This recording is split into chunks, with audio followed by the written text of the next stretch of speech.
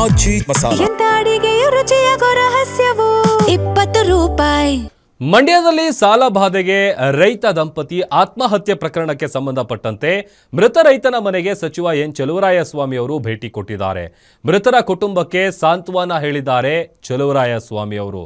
ಮೃತ ಕುಟುಂಬಕ್ಕೆ ಸರ್ಕಾರದಿಂದ 5 ಲಕ್ಷ ಪರಿಹಾರವನ್ನ ವಿತರಿಸಿದ್ದಾರೆ.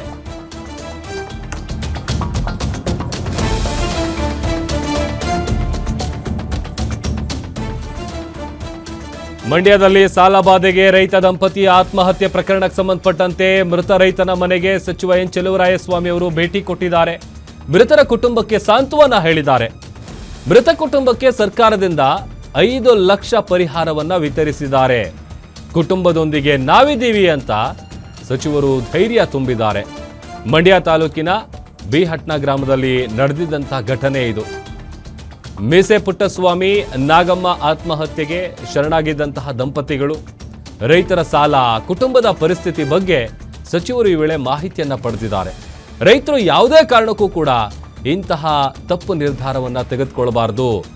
ಸಂಕಷ್ಟದ ಸಂದರ್ಭದಲ್ಲಿ ಸರ್ಕಾರದ ಇಲಾಖೆಗಳನ್ನ ಸಂಪರ್ಕಿಸಿ ರೈತರಿಗೆ ಮನವಿ ಮಾಡಿಕೊಂಡಿದ್ದಾರೆ. ಭೇಟಿ ಕೊಟ್ಟಂತ ಸಂದರ್ಭದಲ್ಲಿ ಸಚಿವ ಎನ್ ಚಲುವರಾಯಸ್ವಾಮಿ ಅವರು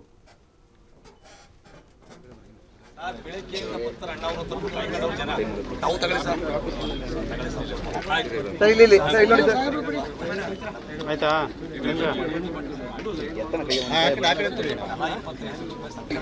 ಸರ್ ಬೆಳಗ್ಗೆಯಿಂದ ಬರ್ತಾರೆ ಅಣ್ಣವರು ಕಾಯ್ಕೊಂಡವ್ರು ಜನ ತಾವು ತಗೊಳ್ಳಿ ಸರ್ ಆಯ್ತಾ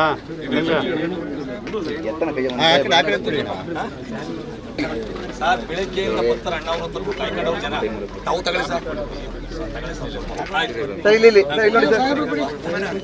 ಆಯ್ತಾ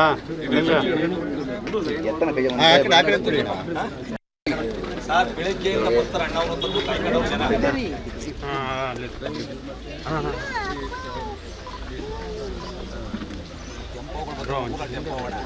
ಲಗೇಜ್ ಸಿಗ್ತದಲ್ಲ ಇಲ್ಲಿಂದ ಲಗೇಜ್ ಸಿಗ್ತದೆ ಈ ಕಡೆ